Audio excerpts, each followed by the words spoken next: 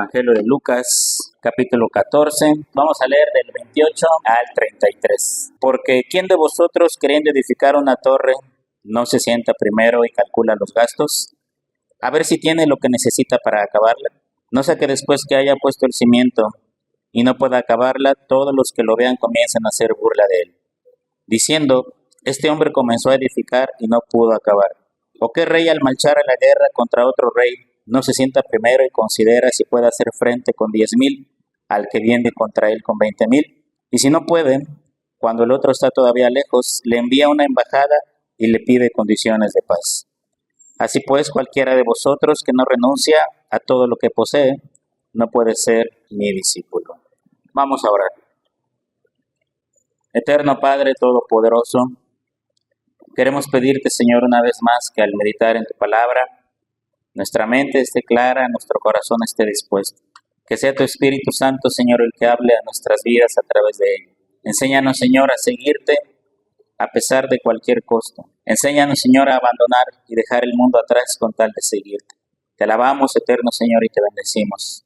En el nombre de Jesús. Amén. El Señor está hablando a miles de personas. Dice el primer versículo de este pasaje: grandes multitudes le seguían. Eso significa que no era una multitud, sino que era un conjunto de multitudes que iban detrás de él. El Señor iba a Jerusalén, era el último viaje que iba a Jerusalén y era el momento de purificar la multitud. ¿En qué sentido? En el sentido, hermanos, de que les dijo: si quieren seguir adelante, si quieren seguirme, o como dice el pasaje, si quieren ser mis discípulos, tienen que hacer esto, tienen que hacer lo otro. Empieza diciendo: si quieren seguirme, entonces tienen que aborrecer padre, madre, etcétera, tienen que llevar su cruz. Les pone, hermanos, el costo que implicaba seguirlo. El pasaje no lo dice, pero hay otros pasajes similares en los evangelios donde el Señor expresa palabras más o menos similares. Y si había gente que volvía atrás, si había gente que decía: bueno, pues si ese es el costo, y regresaban y no lo seguían más. Entonces el propósito era, hermanos, exactamente el mismo: purificar a la multitud. Dentro de esta enseñanza que les da el Señor, hermanos, ahora el Señor les cuenta dos historias o dos parábolas. Primero les cuenta la parábola de un constructor y luego les cuenta la parábola de un rey. Vamos a releer la primera parábola que les cuenta, versículo 28. Porque ¿quién de vosotros, queriendo edificar una torre, no se sienta primero y calcula los gastos, a ver si tiene lo que necesita para acabarla? No sea que después que haya puesto el cimiento y no pueda acabarla, todos los que lo vean comiencen a hacer burla de él, diciendo: este hombre comenzó a edificar y no pudo acabar. Estas palabras eran entendibles y eran familiares, hermanos, para la gente de aquel entonces. Incluso para nosotros, hermanos, lo entendemos perfectamente. Todos nosotros alguna vez en nuestra casa hemos hecho algo pequeño o a lo mejor hasta muy grande, una losa, una barda. Antes de hacer eso, ¿qué hay que hacer? ¿Cuánto cuesta el material? Y si no puedo hacerlo yo, pues ¿cuánto cuesta la mano de obra? Que a veces sale igual de caro el asunto, ¿no? Y decir, ¿cuánto tiempo se va a tardar la obra y qué implica? Y entonces decimos: sí lo hago, o mejor me espero a juntar y poder hacerlo. Esto lo entendemos perfectamente. No hacer eso implicaría que si nos acabe el dinero y no alcanzó el material o no alcanzamos a pagarle a la persona, ¿qué va a pasar entonces? La obra se va a quedar a la mitad. Y a veces llega a ocurrir, hermanos, que las obras se quedan paradas años. Entonces, estas palabras que el Señor le expresa a la gente son perfectamente entendibles. Cuando alguien va a iniciar una construcción, primero debe sentarse a calcular todo lo que le va a costar. Y si lo hace y encuentra que es viable la obra, pues lo hace, ¿no? Y ojalá llegue a feliz término. Pero si se da cuenta que no va a poder terminar, entonces, hermanos, es mejor no empezar. La enseñanza, hermanos, de esta parábola o de esta historia es clarísima. Antes de seguir a Cristo, antes de seguir al Señor, hermanos, tenemos que calcular el costo que nos va a costar seguir al Señor. No sea que abandonemos el camino a la mitad. ¿Cuántas personas han empezado a asistir a una iglesia, se han hecho cristianos y después de un tiempo ya no quieren saber de la iglesia? Y el tiempo varía. Hay personas que al mes dejan de venir, hay personas que un par de meses y dejan de venir. En los casos más extremos hay gente que estuvo quizá años en la iglesia y de repente algo pasó o simplemente se dieron cuenta que no podían seguir sosteniendo la vida cristiana y entonces volvieron atrás y jamás los volvemos a ver en la iglesia. Por eso el Señor dice, antes de seguirme, tienen que calcular el costo. Releamos el versículo 29. No sea que después que haya puesto el cimiento y no pueda acabarla, todos los que lo vean comiencen a hacer burla de él, diciendo, este hombre comenzó a edificar y no pudo acabar. En el antiguo Oriente, que fue la tierra del Señor Jesucristo, guardar el honor de la familia, el honor de una persona, era algo primordial. Quizá no lo entendemos porque nuestra cultura no es de esa manera, pero en las culturas orientales de aquel tiempo, hermanos, guardar el honor de la familia era fundamental. Por eso el Señor les dice, no vaya a ser que no termine la obra y todos los que pasen empiecen a burlarse y a decir, este hombre comenzó a edificar y no pudo terminar. Entonces no solamente era que la obra iba a quedar a la mitad, hermanos, sino que la gente que viera la obra pasar por delante o que lo viera en la calle, iban a burlarse de él diciendo, este empezó y no pudo terminar. Ahora, que la gente se burle de nosotros, pues eso es inevitable, hermanos. Pero cuando la gente se burla de Dios, se burla del Evangelio por causa nuestra, hermanos, eso sí es terrible. ¿Cuánta gente que estuvo en la iglesia y volvió atrás? ¿Qué dice la gente del mundo? Empiezan a hablar pestes, ¿no? Uy, los hermanos, uy, los cristianos, uy, pues no que era tan santo, no que esto, que lo otro. Mira, ahora, ¿cómo está viviendo? Dice el Señor, para evitar todo eso, hay que calcular el costo de lo que implica seguirlo a Él, el costo de lo que implica seguir a Cristo. Y si no estamos dispuestos, hermanos, a pagar el costo, dice el Evangelio, entonces es mejor no iniciar la obra o no empezar a seguirlo. Ahora, hermanos, como ya les he comentado otras veces, seguir a Cristo es difícil. La vida cristiana, hermanos, es lo más extraordinario que le puede pasar a una persona, porque tiene repercusiones en esta vida y también tiene repercusiones en el más allá. No solo vamos a gozar de las bendiciones de Dios en este mundo, sino que cuando dejemos este mundo y vayamos a la eternidad, hermanos, seguiremos gozando las bendiciones de Dios. Pero no es sencillo, hermanos. Ese es un gran error que muchos evangelistas cometieron. Ven a Cristo y tus problemas van a ser resueltos. Ven a Cristo y tus enfermedades se van a acabar. Ven a Cristo y tu familia se va a componer. Sí, esas cosas pueden ocurrir, hermanos, cuando la gente se acerca a Dios y, como dicen algunos, se agarra fuerte de las manos de Dios. Hermanos, pero la vida cristiana no solo es miel sobre hojuelas. Leamos, por ejemplo, algunos versículos. Alguien lea Mateo 7:14, por ejemplo.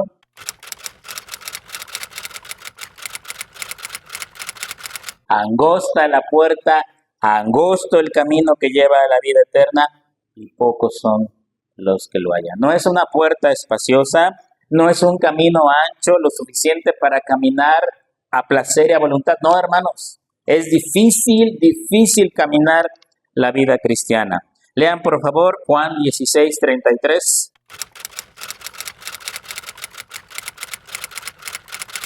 El Señor dijo, estas cosas les hablo para que tengan paz. En el mundo van a tener aflicción. Si el cristiano no tiene aflicción en el mundo, hermanos, es que a lo mejor está conformado al mundo. A lo mejor sigue la corriente del mundo. El Señor dijo, van a tener aflicción en el mundo, pero no se preocupen porque yo he vencido al mundo. La aflicción, hermanos, va a estar presente en la vida cristiana. Segunda de Timoteo 2:12.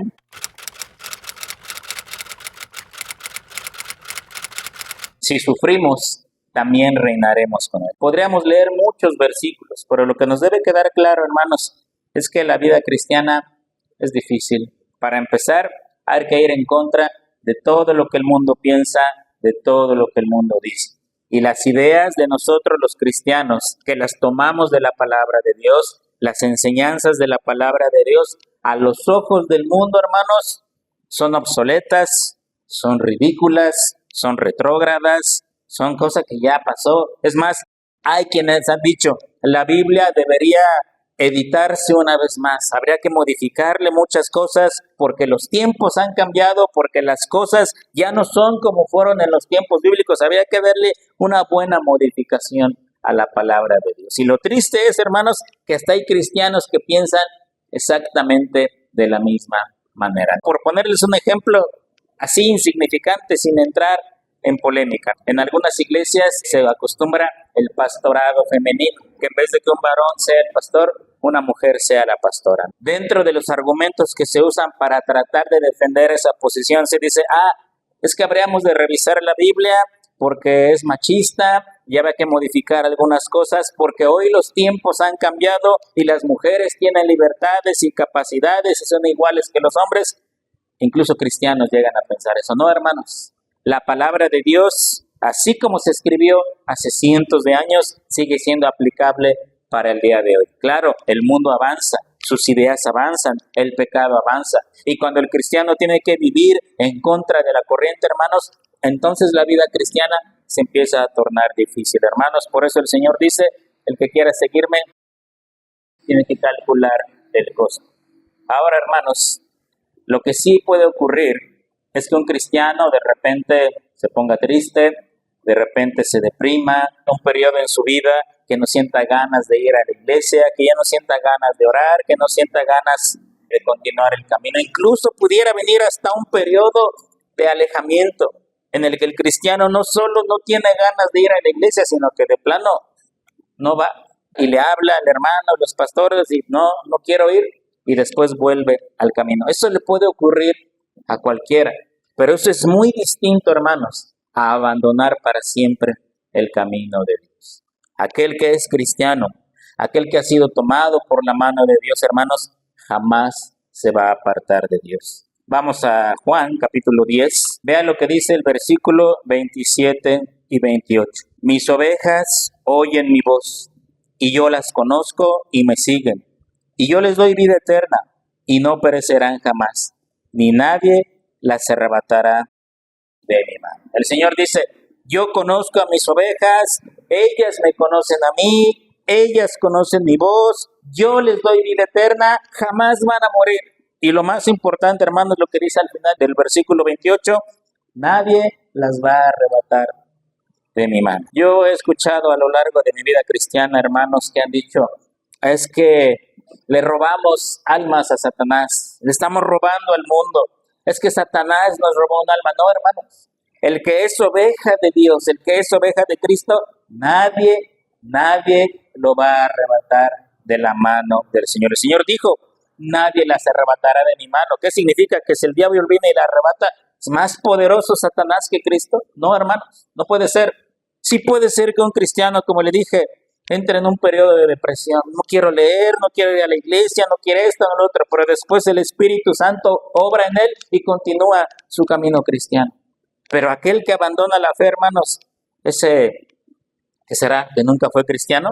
Primera de Juan 2:19, salieron de nosotros, pero no eran de nosotros, porque si hubieran sido de nosotros, habrían permanecido con nosotros, pero salieron para que se manifestase que no todos son de nosotros. Hermanos, aquel que estuvo en la fe y abandona la fe y jamás vuelve a pisar una iglesia, es más, hasta se hace apóstata. ¿Qué es apóstata? No solo dejó la iglesia, ataca a la iglesia, ataca a los hermanos, critica al pastor, critica a los hermanos. Hermanos, dice Juan, ese no era de nosotros. Estuvieron con nosotros, estuvieron un tiempo con nosotros, pero tuvieron que salir con nosotros para que quedara claro y manifiesto que no eran de nosotros. En pocas palabras, hermanos, gente que no quiere compromiso alguno con la iglesia, quiere en el cielo, pero sin hacer ningún esfuerzo. Y no es que el cielo, hermanos, se gane con nuestro esfuerzo, porque la salvación no es por obras. Sin embargo, permanecer en la vida cristiana, hermanos, es algo que cuesta. Vamos a regresar a Lucas capítulo 14. Ya leímos esa historia, ¿no? Aquel que va a edificar una torre, primero se sienta y calcula los gastos, y si no, mejor no la construye, porque dice no vaya a ser que no la termine y después empiecen a burlar de él. Leamos ahora la segunda historia, versículo 31. ¿O qué rey, al marchar a la guerra contra otro rey, no se sienta primero y considera si puede hacer frente con 10,000 al que viene contra él con 20,000? Y si no puede, cuando el otro está todavía lejos, le envía una embajada y le pide condiciones de paz. Estas dos historias, hermanos, o estas dos parábolas, la del constructor insensato, como le llaman algunos, y la del rey que va a la guerra. Usted sabe, hermano, que estas dos historias son dos caras de una misma moneda. Nos están relatando lo mismo, pero desde diferente punto de vista. La primera dice, si alguien va a construir algo, primero calcula el costo, no sea que no termine la otra. La segunda historia también era común para la gente de aquel tiempo. ¿Cuál es el meollo de la siguiente historia? Bueno, un rey va a salir a la guerra porque otro rey viene contra él. Y antes de decidir si sale a la guerra, primero tiene que evaluar si tiene con qué hacerle frente. Porque dice que él tiene 10,000 soldados, pero el que viene contra él, ¿cuántos trae? 20,000, el doble. Y luego dice, y si ve que no puede, entonces antes de que aquel rey llegue hasta su reino y le haga la guerra, mejor va a enviar una embajada para que hagan la paz y el conflicto, o sea, evitar la guerra, porque de plano no puede. El otro lo supera al doble con soldados. Estas dos historias son dos caras de la misma moneda. La primera historia, hermanos, nos dice el costo de seguir a Cristo, el cual es altísimo. ¿Sabe qué nos enseña la segunda historia? Lo contrario, el costo de no seguir a Cristo. Y usted sabe que el costo de no seguir a Cristo es mucho más alto y mucho más caro que seguirlo. Ya nos quedó claro, seguirlo tiene un costo altísimo. Es difícil ser cristiano, ¿verdad? No es fácil. Pero no seguirlo, hermanos, entonces el costo se puede hacer mucho más grande. ¿Por qué les digo esto? Si ustedes se dan cuenta en la historia, el rey que está evaluando si sale a la guerra, no es que él quiera ir a la guerra, o sea, él no quiere, pero ¿qué pasa? El otro ya viene en camino, entonces no tiene opción, o te quedas en tu reino y el otro llega y te aplasta, o sales a la guerra y de todos modos te va a aplastar porque trae más soldados que tú, o sea, no hay opción, estás entre la espada y la pared. Si este rey decide decir, bueno, pues aquí nos quedamos todos, aquel va a llegar, va a tomar posesión de la ciudad y como se acostumbraba en aquel tiempo, el rey va a ser capturado, va a ser muerto y todo el botín, toda la ciudad va a ser para el vencedor. Pero si decide salir a la guerra, el asunto va a ser a lo mejor peor, ¿verdad? Porque los van a matar a todos. A lo mejor no va a haber ni siquiera que tomar botín. Todos van a ser aniquilados. Entonces, aquí es distinto. En la historia del constructor, él decide si construye o no construye. En la historia del rey, hermanos, él no puede decidir. Ese rey ya viene contra él. Eso se acostumbraba, hermanos, en aquellos tiempos del Señor Jesucristo y en los tiempos del Antiguo Testamento, que siempre había atalayas o vigías o gente que estaba cuidando el camino. Y cuando venían que el ejército enemigo se acercaba, entonces ellos tenían que dar la voz de alerta y el rey tenía a ver qué hace. Salimos, nos esperamos, nos amurallamos o pedimos condiciones de paz. Aquí, hermanos, este es el asunto del que se trata. Primera historia, el costo de seguir a Cristo es muy alto. Pero en la segunda historia el Señor nos está diciendo, el costo de no seguirme es más grande y más alto que si ustedes decidieran seguirme. Ahora, ¿qué tenemos que entender de esta parábola? Varias cosas. Primero, hermanos, que hay dos reinos. Uno que está en su reino y el otro que viene en camino para hacerle la guerra. ¿Qué otra cosa tenemos que entender? Que el conflicto es inevitable. El rey que viene en camino no viene a platicar, no viene a saludar al otro, vamos a hacer un convivio, no. Él viene con el firme propósito de hacer la guerra. Solamente el tiempo que va a tardar en llegar es lo que está separando para hacer la guerra.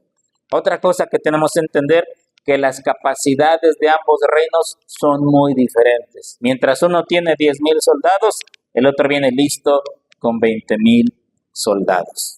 Y otra cosa que tenemos que entender, hermanos, es que uno de los dos va a ganar.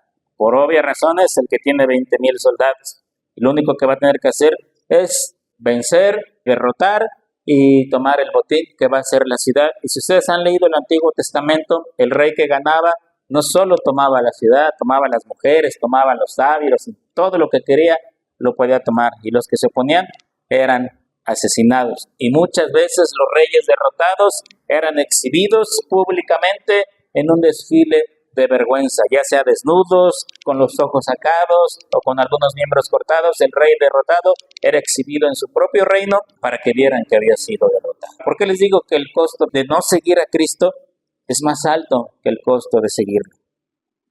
Usted sabe, hermano, que hay un rey que viene a este mundo. Hay un rey que se está acercando a este mundo y no viene en condiciones de paz, no viene tranquilamente, no viene con paciencia, ni viene con amor, ni con misericordia.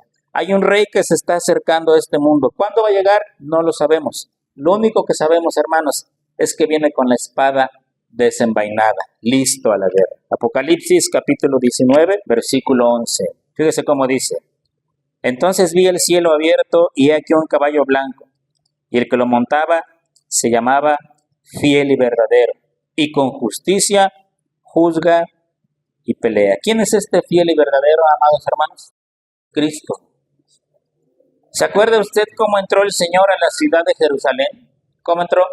Manso y humilde, montado en un burro. Ahora viene montado en un caballo blanco, símbolo de rey, símbolo de poderío, símbolo de aquel que viene a la guerra. Y ya no va a venir con la paciencia con la que vino en su primera venida. No viene ni montado en un burro, ni la gente le va a gritar.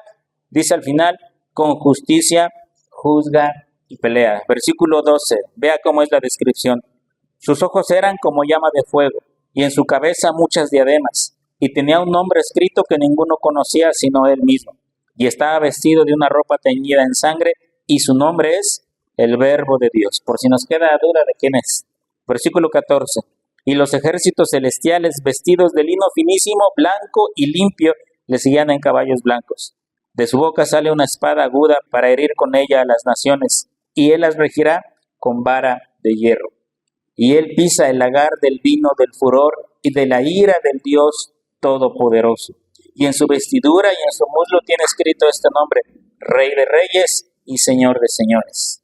Y vi un ángel que estaba en pie en el sol y clamó a gran voz diciendo a todas las aves que vuelan en medio del cielo: venid y congregaos a la gran cena de Dios, para que comáis carnes de reyes y de capitanes, y carnes de fuertes, carnes de caballos y de sus jinetes, y carnes de todos, libres, esclavos, pequeños y grandes.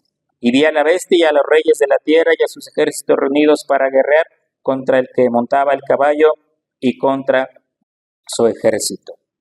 Viene este rey, hermanos, pero ya no viene en las mismas condiciones que vino la primera vez. Y su llegada, hermanos, es inminente. Los cristianos han estado esperando al Señor desde hace 2000 años. No sabemos cuándo va a venir, no podemos calcular la fecha de su llegada, pero lo que sí podemos decir, hermanos, con toda seguridad es que un día va a llegar.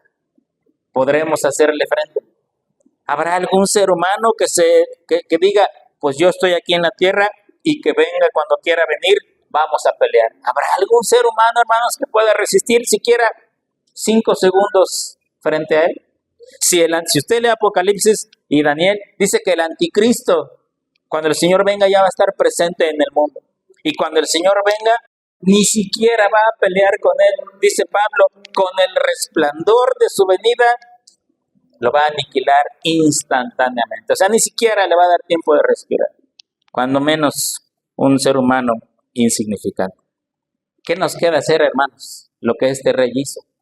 Hacer la paz antes que venga este rey terrible. ¿Y cómo se hace la paz con ese rey? Isaías capítulo 55, versículos 6 y 7. Buscad a Jehová mientras puede ser hallado. Llamadle en tanto que está cercano. Deje el impío su camino y el hombre inicuo sus pensamientos. Y vuélvase a Jehová, el cual tendrá de él misericordia, y al Dios nuestro, el cual será amplio en perdonar. Antes de que este rey llegue, ante el cual tú eres completamente incapaz de hacerle la guerra, es mejor hacer la paz con él. Pero yo no puedo hacer la paz con este rey por mis medios, por mis recursos. Efesios capítulo 2, 11. Por tanto, acordaos de que en otro tiempo vosotros, los gentiles, en cuanto a la carne, erais llamados sin circuncisión por la llamada circuncisión hecha con mano en la carne. En aquel tiempo estabais sin Cristo, alejados de la ciudadanía de Israel y ajenos a los pactos de la promesa, sin esperanza y sin Dios en el mundo. Pero ahora en Cristo Jesús, vosotros que en otro tiempo estabais lejos, habéis sido hechos cercanos por la sangre de Cristo, porque Él es nuestra paz, que de ambos pueblos hizo uno, derribando la pared intermedia de separación, aboliendo en su carne las enemistades, la ley de los mandamientos expresados en ordenanzas, para crear en sí mismo de los dos un solo y nuevo hombre, haciendo la paz, y mediante la cruz reconciliar con Dios a ambos en un solo cuerpo, matando en ellas las enemistades. Esa es la única forma de tener paz con Dios, hermanos, a través de nuestro Señor Jesucristo. ¿Sí ve usted, hermano? El costo de seguir a Cristo es alto, pero el costo de no seguirlo es peor todavía. Porque si yo lo sigo, el costo va a ser difícil, me va a costar trabajo vivir la vida cristiana, no es sencillo. Pero ¿qué me espera en la eternidad, hermanos? El gozo con el Padre Celestial. Dice Pablo, las aflicciones que hoy tenemos no se comparan en nada con la gloria que nos espera allá en la eternidad. Pero si yo decido no seguirlo, entonces el costo va a ser mucho más alto, porque no solo va a ser mi destrucción, sino va a ser mi destrucción y el tormento de mi alma en el lago que arde con fuego y azufre. En algún tiempo alguien predicó, sobre todo esto era en los años 80, algunos evangelistas decían, evangelizando en sus campañas, hombre, mujer, arrepiéntete, tienes dos opciones, o sigues a Cristo o sigues a Satanás, tú decides, ¿qué quieres? Ahora eso es falso, hermanos. Vea lo que dice Mateo 12:30, alguien que lo lea, por favor.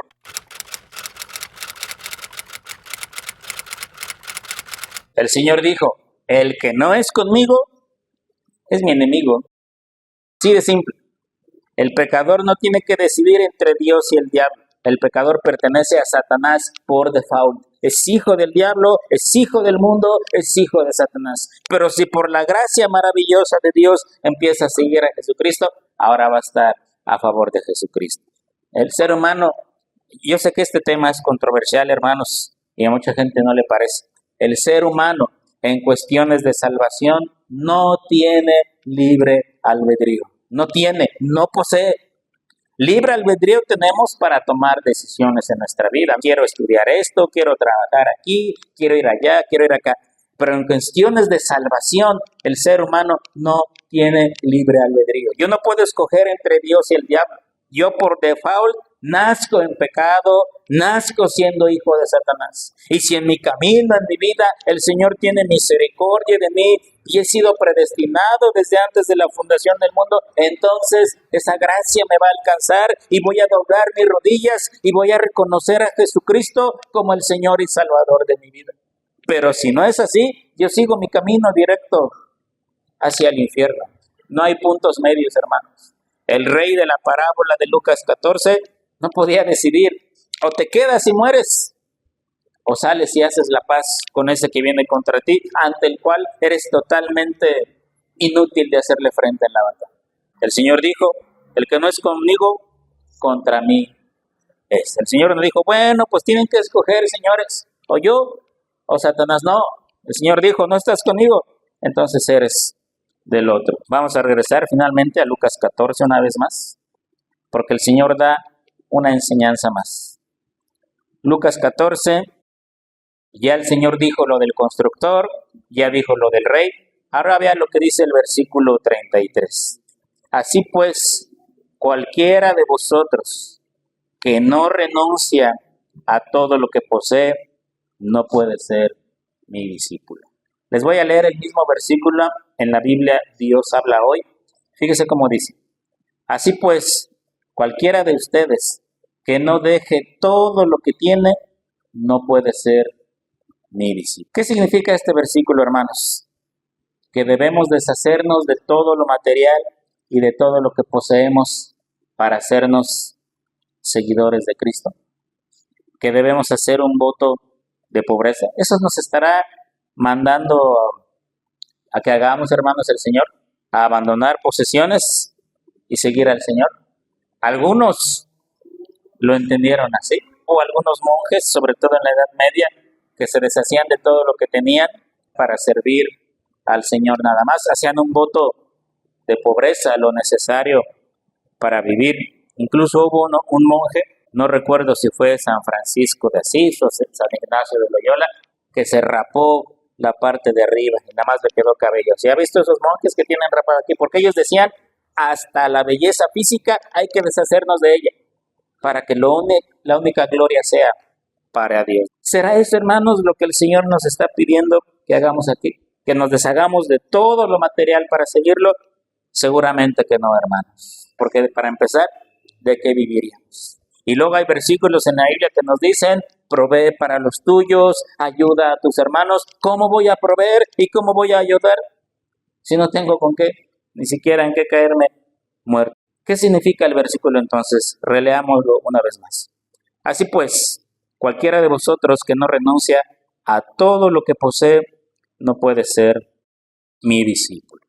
El Señor, hermanos, no quiere que abandonemos lo material, no quiere que usted deje su trabajo, que venda su casa, que saque su dinero del banco y lo reparte entre los pobres. No. El Señor no está pidiendo esto. Fíjese lo que este versículo significa. Primero, significa que cada hombre y mujer que siga a Cristo está bajo el señorío de Cristo. O sea, Cristo es su Señor, Él manda. Otra cosa que significa, hermanos, es que nosotros, fíjese bien, solo somos administradores de todo lo que Dios ha puesto en nuestras manos. Somos mayordomos y solamente cuidamos, supervisamos y manejamos lo que a Él le pertenece. ¿Usted sabe qué es un mayordomo? Una persona que está en la casa de un hombre que es muy rico y maneja todo y puede disponer de todo, pero nada es de él. Y claro, vive bien porque vive en la casa del patrón, pero nada es de él, hermanos. El cristiano debe entender, hermanos, y esto cuesta mucho trabajo, puede costar muchísimo trabajo. El cristiano debe entender que todo lo que hay en mi vida, todo, material, no material, físico, espiritual, es más, mi mismo cuerpo, hermanos, ¿sabe a quién le pertenece? A Cristo. Todo es de Él, porque Él me lo ha dado todo. Y tan es de Él, hermanos, que el día que el Señor dice no, es no. Yo puedo estar un día diciendo, mañana me levanto a las 5, voy a trabajar, esto, lo otro que haya. Y si el Señor dice, sí, vamos a ver de quién son las cosas. Y si al otro día amanezco con un dolor en la pierna que no me puedo ni parar, hermanos, ¿quién va a ir a trabajar? Nadie. Cuando el Señor dice no, es no. Debemos entender, hermanos, que al Señor le pertenece todo. Mi vida es de Él, mis hijos son de Él, mi dinero es de Él, mi tiempo es de Él, mi cuerpo es de Él, mis talentos, mis habilidades, si es que los tengo, son de Él y están al servicio de Él. Sin embargo, no todos están dispuestos a eso. Sobre todo hoy, con las nuevas ideologías que se manejan en el mundo. ¿Es tu cuerpo o tu decisión? El cristiano dice, no, mi cuerpo es templo del Espíritu Santo y le pertenece a Dios. ¿Es tu vida? ¿Tienes derecho a ser feliz? No. La prioridad de mi vida es glorificar a Dios por sobre todas las cosas. Leamos un ejemplo de esto en la Biblia. Mateo 19, versículo 16. Entonces vino uno y le dijo, Maestro bueno, ¿qué bien haré para tener la vida eterna? Él le dijo, ¿por qué me llamas bueno? Ninguno hay bueno, sino uno, Dios. Mas si quieres entrar en la vida eterna, guarda los mandamientos. Le dijo, ¿cuáles? Jesús dijo, no matarás, no adulterarás, no hurtarás, no dirás falso testimonio. Honra a tu padre y a tu madre y amarás a tu prójimo como a ti mismo. El joven le dijo, todo esto lo he guardado desde mi juventud. ¿Qué más me falta? Jesús le dijo, si quieres ser perfecto, anda, vende todo lo que tienes y dale a los pobres, y tendrás tesoro en el cielo, y ven y sígueme. Oyendo el joven esta palabra, se fue triste, porque tenía muchas posesiones.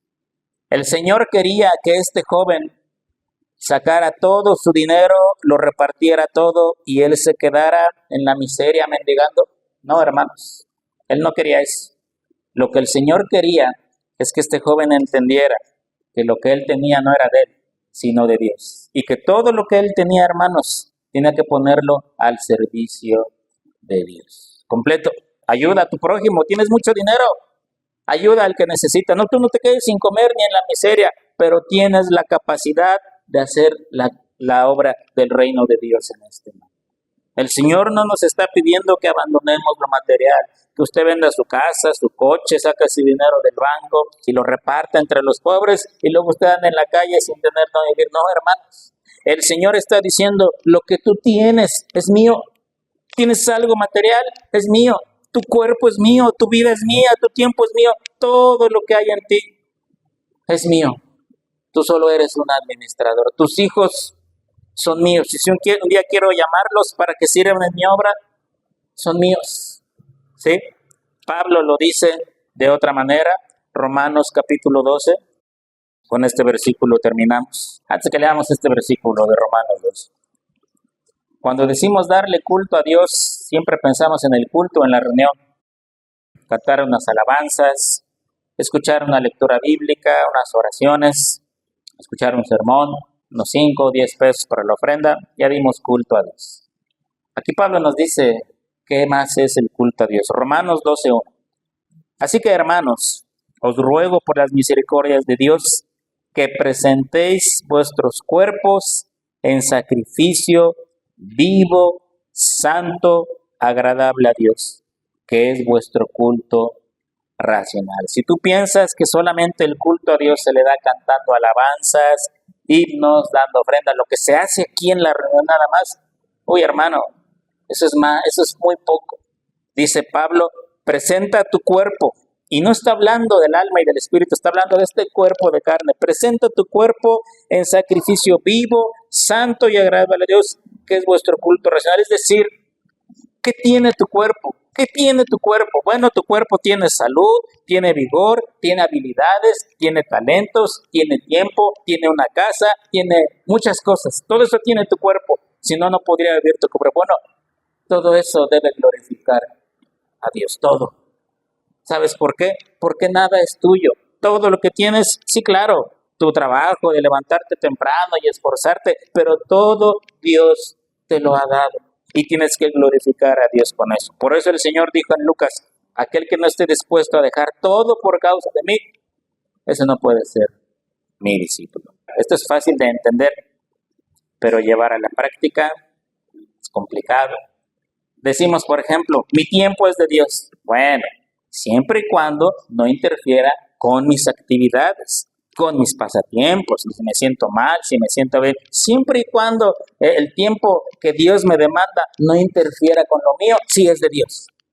Pero si me sale otra cosita, pues qué importa que no lo haga, al fin y al cabo otro lo va a hacer. ¿Me explico, hermanos? ¿Sí? Entonces, sí, mi tiempo es de Dios siempre y cuando no toque mi tiempo, Dios, porque tengo mi tiempo de mis cosas. Ahora, tampoco le estoy diciendo no vaya a trabajar por ponerse a orar, eso no, hermanos. Dice Eclesiastés, todo en la vida tiene tiempo, tiempo de tirar piedras, tiempo de recoger piedras, tiempo de abrazar, tiempo de no abrazar. Pero cuando Dios demanda de nuestro tiempo, por poner un ejemplo, hermanos, y nosotros no se lo queremos dar simplemente porque no se nos da la gana, hermanos, entonces no somos buenos mayordomos, no somos buenos administradores. Cuando Dios demanda un talento de nosotros y no se lo damos, hermanos, entonces ya no todo es de Dios. Pablo dice aquí, presenten su cuerpo en un sacrificio vivo, santo y agradable a Dios, porque esto es parte del culto que le damos a Dios. Seguir a Cristo tiene un costo alto. No seguirlo tiene un costo más alto todavía y termina en la perdición. Sin embargo, el mensaje sigue siendo el mismo. Tenemos que calcular lo que nos cuesta seguir a Cristo. Ya para terminar, les voy a leer, hermanos, un párrafo. Esto que les voy a leer lo escribió un pastor llamado John Stott. Él escribió un libro que se llama Cristianismo Básico. Este libro se publicó en 1978. Y hablando de este tema, de lo que cuesta seguir a Cristo y dejar la obra a la mitad, él escribe lo siguiente en uno de sus capítulos. Fíjese cómo dice. El paisaje cristiano está lleno de torres abandonadas a medio construir. Las ruinas de quienes comenzaron a construir y no pudieron terminar. Porque miles de personas siguen haciendo caso omiso a la advertencia de Cristo y planifican seguirlo sin primero hacer una pausa para reflexionar el costo de hacerlo. El resultado Es el gran escándalo de la cristiandad de hoy, llamada cristianismo nominal. En países en que la civilización cristiana se ha extendido a grandes cantidades de personas, se han cubierto con un barniz decente, pero delgado de cristianismo. En cierta manera han llegado a involucrarse lo suficiente como para ser respetables, pero no lo suficiente como para estar incómodos. Su religión es un cojín grande y suave. Los protege de las situaciones desagradables de la vida mientras cambian el lugar y se adaptan a las conveniencias que desean.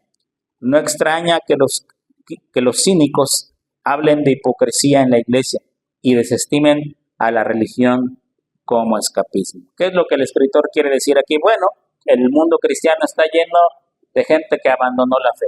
Torres a medio construir. Muchos viven la religión cristiana, dice aquí, para ellos el cristianismo es un cojín grande y suave, donde se hincan y descansan del mundo, pero sin lo suficientemente como para comprometerse con la vida cristiana. Es decir, viven una vida cristiana que los hace parecer cristianos ante el mundo, pero no son cristianos ante Dios. Y luego él termina su comentario diciendo, no debe extrañarnos. Yo no sé si usted ha escuchado, ¿verdad? La gente del mundo dice, es que los cristianos son hipócritas. Es que en la iglesia hay mucha hipocresía. Sí, no dudo que haya hipocresía en la iglesia y que uno que otro sea hipócrita, pero eso no significa que todos los que están en una iglesia sean hipócritas. Pero si el mundo tacha a los cristianos de hipócritas, es por eso, porque muchos empiezan el camino y no terminan el camino. Si los cristianos se comprometieran y calcularan el costo de seguir a Cristo antes de seguirlo, y si ven que no pueden, mejor no lo sigo, entonces las iglesias serían de manera distinta. Pero el Señor ya lo dijo, el trigo y la cizaña tienen que crecer juntos. Pero un día, cuando este rey fiel y verdadero, victorioso, regrese en su caballo blanco, listo para destruir este mundo, primero va a separar el trigo de la cizaña. Oremos. Eterno Dios maravilloso, tú nos conoces a cada uno de nosotros y tú sabes si estamos dispuestos a pagar el costo de seguirte. Si estamos dispuestos a tener paz contigo antes de que vengas en ese día grande y terrible. Y también tú sabes de cada uno de nosotros, Señor, las cosas que nos has dado, materiales, espirituales y emocionales.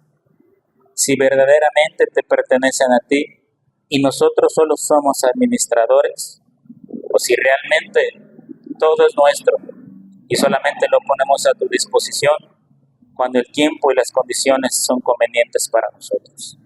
Ayúdanos, Señor eterno. Ayúdanos, Señor, a seguirte a pesar de cualquier costo. Te lo pedimos, Padre, en el nombre de Jesús. Amén. Dios los bendiga, hermanos.